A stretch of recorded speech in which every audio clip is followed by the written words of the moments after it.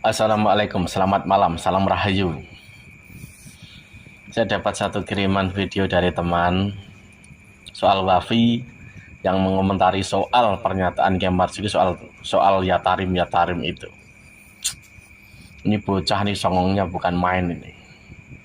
Cara berpikir dia itu, perspektif cara berpikirnya itu, konsepnya itu doktrin gitu loh. Karena yang dia terima selama ini tuh doktrin. Cara bicaranya tuh, aduh, Nurul Kiai Marzuki belajar lagi lah. Aduh, di bocah nih, aduh, yang kemarin kata ilmiah aja nggak paham gitu loh. Songongnya bukan main gitu loh. Ini dia nih, perkataan Kiai Marzuki Mustamar ini nih. Kulo teng Malang, ayo nyanyi. Yang Blitar, yang Blitar, yang Blitar, yang Blitar, ya. Ora tahu mana gue. Yang Bandung, yang Bandung. Kayak kono bolak-balik nyanyi nih Yatarim. Bagaimana kami harus tunduk ke Yaman? Wong hebat Indonesia kok. Lah kono ngajak umat Islam Indonesia supaya kangen kepada Yaman, cinta kepada Yaman, rindu kepada pemahaman dasar seperti ini saja beliau tidak paham gitu loh. Jadi saya kira beliau harus banyak belajar lagi. Jangan hanya mengandalkan apa-apa yang sudah dibaca kemarin. Coba perbanyak baca lagi. Ini bukan perkara sulit soalnya. Kayak gini saja beliau tidak paham gitu loh. Nah, kamu memahami perkataan Kiai Marzuki saja kamu nggak paham. Konteks Kiai Marzuki itu nasionalisme. Lalu untuk apa juga orang Indonesia Yatarim? Wong kita itu orang Indonesia, kita itu orang Jawa, orang Sunda, orang Batak dan lain sebagainya. Apa untungnya? Nggak ada untungnya sama sekali. Soal maju dan baik dan bagus ya, bagus Indonesia, maju Indonesia kok. Faktanya seperti itu. Kamu tuh harus mempelajari. Saat Kanjeng Nabi berbicara memuji Yaman itu tahun kapan? Itu zaman kapan? Sedangkan di zaman itu gejolak perebutan kekuasaan itu sering. Coba Anda cek gitu loh. Ya tetap maju Indonesia lah. Gimana sih? Nih selanjutnya nih. Bahkan hadis-hadis mengenai eskatologi, mengenai akhir zaman, Rasulullah rata-rata mengagungkan Syam dan Yaman. Sampai Rasulullah dulu mendoakan Allahumma barik lana fi Syamina. Mengagungkan. Sejak kapan Rasul mengagungkan? Kalau memuji mendoakan iya. Kamu nggak paham soal kata-kata memuji dan mengagungkan. Memuji itu kan ungkapan rasa dari sesuatu hal yang baik. Itu memuji. Kalau mengagungkan itu tuh menyangkut keyakinan dalam hatinya tuh yang penuh gitu loh. Mengagungkan, dan itu konteksnya lebih kepada apa? Mengagungkan Tuhan, mengagungkan Allah, atau misalkan level manusia itu raja gitu loh. Konteksnya semacam itu. Kamu memahami memuji dan mengagungkan saja nggak paham. Saat kamu berbicara tuh banyak pakai kata mengagungkan. Nah itu level kamu itu gitu loh. Makanya kamu bangga kan disebut budak, disebut jongos gitu loh. Aneh kamu itu gitu loh.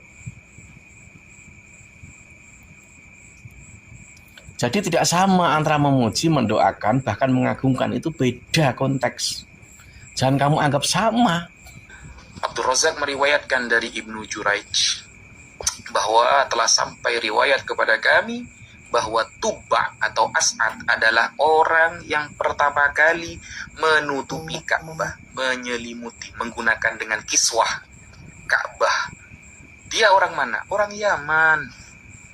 Bahkan Rasulullah melarang kita untuk mencaci dia karena dia telah Islam. Rasul melarang mencaci ya karena dia punya jasa besar menyelimuti Ka'bah itu.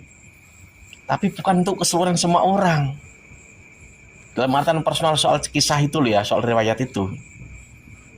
Tetapi emang di dalam ajaran agama kan tidak boleh mencaci. Lalu kamu ngapain kemarin mengatain Kiai Imat itu dungu? Padahal kamu tidak punya satupun karya yang bisa itu mematahkan karyanya Kiai Imat. Gimana gitu loh.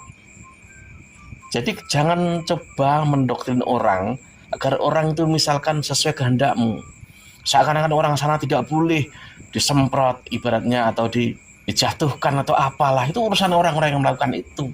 Tapi jangan pernah mencoba untuk mendoktrin orang bahwa orang zaman itu sangat-sangat harus selalu dimuliakan misalkan. Tidak boleh dimarahin, tidak boleh ditegur, apalagi dicaci maki seakan-akan mereka itu orang yang paling suci. Enggak begitu. Soal menegur, soal memuji, soal mencaci, itu semua amaliah orang, itu semua amaliah setiap orang gitu loh, personal gitu. Tapi kalau sudah membingkai seakan-akan orang sana tuh nggak boleh diginiin gitu, emangnya siapa gitu loh. Nah, bahkan Rasulullah Shallallahu Alaihi Wasallam mengatakan, "Qad ja'akum ahlul Yaman, wa hum awwalu man ja'a bil musahafah." Telah datang kepada kalian penduduk Yaman, dan mereka adalah orang yang pertama kali datang dengan cara bersalaman, bermusahafah. Kita kalau datang bertemu orang salaman, itu awalnya dari ahlul Yaman, dari penduduk Yaman. Itu keutamaan mereka. Nah, katanya kita ini belajar salaman dari orang Yaman. Ini ilmu dari mana? Aduh, kamu ini konsepnya itu doktrin gitu loh, membodohin orang gitu loh. Kamu tahu nggak, Nusantara ini kerajaan tertua tuh ada di tahun 130 Masehi itu ada. Itu udah ada salaman. Gimana sih? Salaman itu daya naluri manusia secara alami. Walau di agama juga diajarkan, tapi itu alami. Sejak kapan orang Nusantara diajari salaman orang Yaman? Kamu ngada-ngada saja itu. Harus kamu tahu ya, zaman Nabi itu zaman kapan? 570 Masehi. Ya kan, sampai 600-an sekian. Itu zamannya Kanjeng Nabi. Sedangkan zaman dulu sebelum Masehi, kerajaan Babilonia sama zaman Raja Assyria itu sudah salaman. Itu sebelum Masehi. Nggak tahu sejarah ini. Apalagi misalkan dikompar antara zaman Nabi Muhammad dengan zaman kerajaan tertua di Nusantara ini.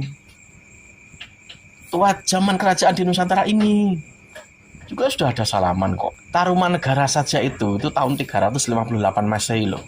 Lebih tua loh. Belum lagi Salakanagara. Itu 130 Masehi. Lebih tua mana gitu loh. Kamu bilang kita ini diajari orang zaman salaman. Gimana sih? Itu meriwayatkan bahwa orang zaman itu datang menemui Rasul dengan salaman. Itu loh. Bukan pertama orang yang mengajarkan kita salaman. Bukan. Karena Nabi juga riwayat. Sholat juga ada. Salaman juga ada.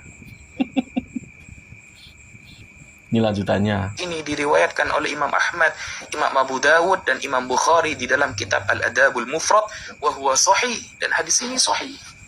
Bahkan qala Ibnu Rajab Al-Hambali, ulama yang bernama Ibnu Rajab Al-Hambali mengatakan di dalam kitabnya Fadlu Ilmi Salaf ala Ilmil Khalaf, beliau secara tegas berkata, wa qad syahidan Nabiyyu sallallahu alaihi wasallam li ahli Yaman bil iman wal fiqh.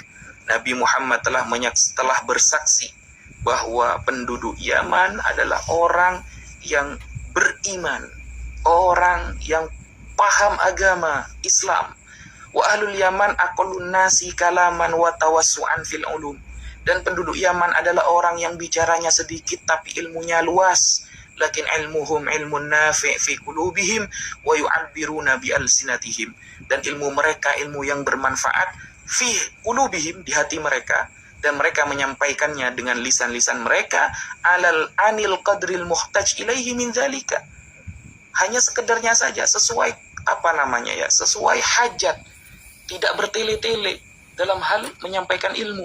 Wa hadza huwal fiqhu wal ilmun nafi, dan inilah yang dimaksud dengan al fiqhu dan ilmu yang bermanfaat. Kata Imam Ibnu Rajab Al-Hambali. Keutamaan apa? Keutamaan penduduk Yaman. Masa begini saja tidak paham dia?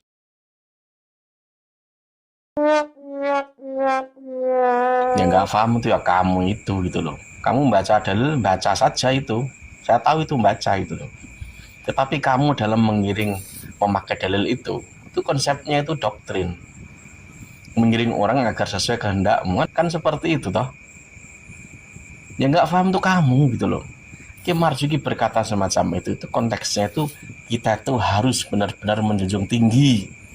Ini loh, bangsamu, negaramu. Semacam itu. Makanya kamu harus belajar. Pergolakan di Yaman itu seperti apa. Zaman Nabi itu tahun kapan. Lalu yang dikomentari itu di Yaman itu tahun kapan. Itu harus kamu cek. Perebutan kekuasaan di zaman itu udah berkali-kali dan sangat banyak. Orang-orang yang saat ini kamu anggap putra Nabi, itu kapan datangnya ke Yaman? Dia tuh kapan adanya? Kisahnya bagaimana? Kamu pelajari sebenarnya yang dimaksud itu siapa gitu loh. Ya inilah gitu loh. Orang jika belajarnya itu banyak doktrin. Setiap dia berkata, dia misalkan pakai dalil apapun. Entah dalilnya itu sebenarnya itu benar, tapi pasti ada sisi pelintirannya, pasti ada sisi yang diarahkan untuk kesini. Hanya demi apa? Demi orang itu ikut seperti apa yang dia sangkakan.